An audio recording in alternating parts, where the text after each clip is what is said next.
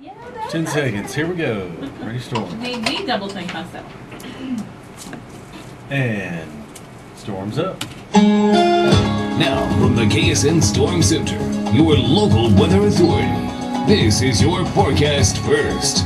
And Good Monday morning. Thanks for joining us. I'm Melissa Bright. Our tower cam showing a dark but beautiful sky, and that is sponsored by the Staples Casino. Now, to move ahead in the forecast, it looks like our Freeman Health First Alert Doppler radar not scanning any rain this morning. Good news there, though. If you head outdoors, temperatures have fallen significantly. Our high for today will only take us to about 39 degrees, and we're not expecting much of a warm up from there. Details coming up in my full forecast. Local news today continues now. storm's up.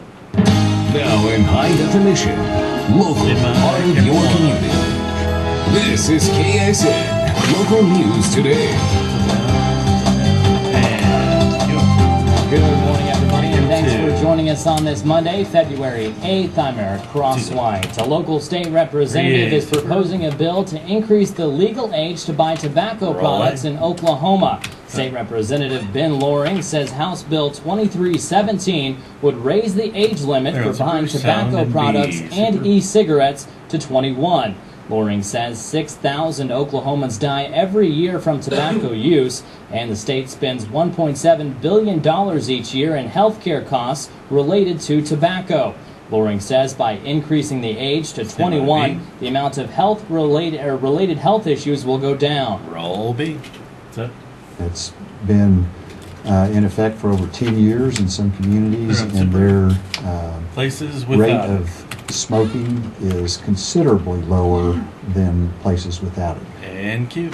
Loring says 110 communities across the nation have raised the age for buying tobacco to 21. If the bill passes, the law will go into effect November 1st. 3 people are behind bars following an ongoing narcotics investigation in Cherokee County. Deputies arrested 46-year-old Mickey Wittenmeyer of Galena Friday morning after a search warrant was executed at his home. Wittenmeyer was taken into custody at the scene for allegedly possessing methamphetamines, marijuana, and drug paraphernalia. He has a $10,000 bond. 24-year-old Dakota Wittenmeyer was also arrested at the home on 5 outstanding warrants for his arrest issued by the Baxter Springs Municipal Court. And as part of the investigation, deputies also arrested 27-year-old Autumn Wagner during a traffic stop for allegedly possessing marijuana and drug paraphernalia. She was released after posting a $4,000 bond. A community workday at Wildcat Glades draws dozens of volunteers. Officials say close to 125 men, women, and children populated Wildcat Glades in order to clean up debris left from the December flood. Some groups worked on removing damaged asphalt from the trails, while others spent their time raking away unwanted plants that were washed up from Shoal Creek. One organizer for the event remembers a time when the trails weren't a part of Joplin. She says she knows how vital Wildcat Glades is to the community. Roll B. When I lived here a long time ago when I was in college, this wasn't even here. So this just provides such a wonderful resource for people, families to come walk, people to come exercise and get active, people to just come out and enjoy nature that they might not be able to any other place. And Q. Bond says the December flood caused around $50,000 worth of damage. Wildcat Glades is looking for donations to help restore the trails back to normal. If you'd like to help restore the trails, we provided a link to their fundraiser on our website. That's 4stateshomepage.com.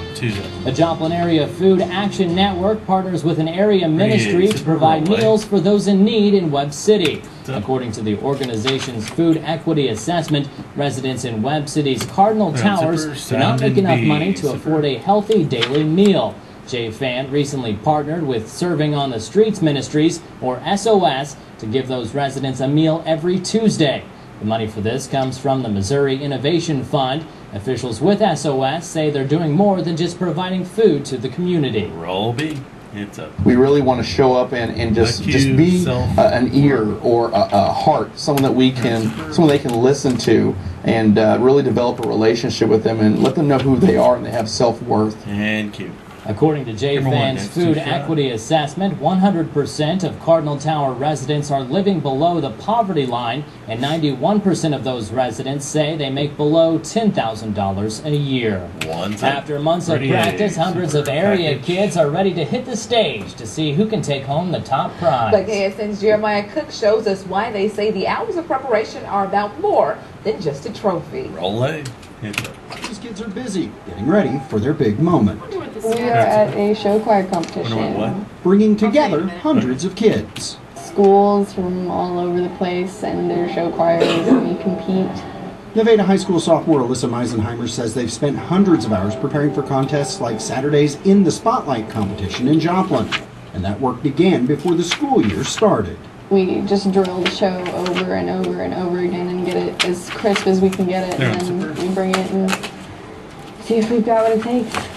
Sophomore McKay Gordon made the trip from Nevada with Meisenheimer and the rest of the Nevada squad and says he's been ready for this day for quite a while. Friday nights I'm always really got the butterflies and I'm thinking, okay, you got to do all this and do this and have this ready and thinking about everything that I have to do and be ready for. The hours of practice and sleepless nights all lead up to what would seem to be a brief moment on the stage. Around 20 minutes to show them everything we've got. But the kids say it's worth it. Oh yeah, oh yeah. While there are trophies handed out at the end, that's not what motivates them. Meisenheimer says being on stage helps her break out of her shell. You can be someone who you're not, and people love it. And while Gordon does participate in other school activities, like band, he says show choir has a special spot in his heart. I like show choir a little better. Don't tell my director I said that. I don't think I could really imagine myself doing anything but show choir. In Joplin, Jeremiah Cook, KSN, local news. And scouts from McKendree University in Illinois were also on hand looking for new recruits in what they say is one of the nation's best collegiate show choirs. Very cool. And very true at the same time. That sort of camaraderie is what you really remember about being younger. You know, when I think back in high school, I'm not thinking about algebra or calculus or science classes. I was thinking, all that. Yeah, I'm trying to block that out as much as I can in the grades that I got from those classes. No, but the things that I remember are the speech and debate trips or, you know, the theater productions or the soccer tournaments that we used to play in. And I agree with her there. I think it allows you to become someone that even are not typically seeing you, and really to kind of bring you out of that shell. I think even this job, I have to say, in the last couple of months I've been here, I think I'm coming out of my shell a lot more on a personal level as well as professional. That's right. You learn something about yourself when you're constantly in front of people. You do. Bit. Coming up, what will you be spending on Valentine's Day? We'll check out some of the more popular gifts for your sweetheart. And don't forget to join us on Facebook. Here you'll find our producer, Marion Kelly's page. Check it out. Be sure to hit the like button. And storms up. Now, in high definition, this is KSN Local News Today with Eric Crosswhite and Melissa Wright Weather. We are KSN Local News.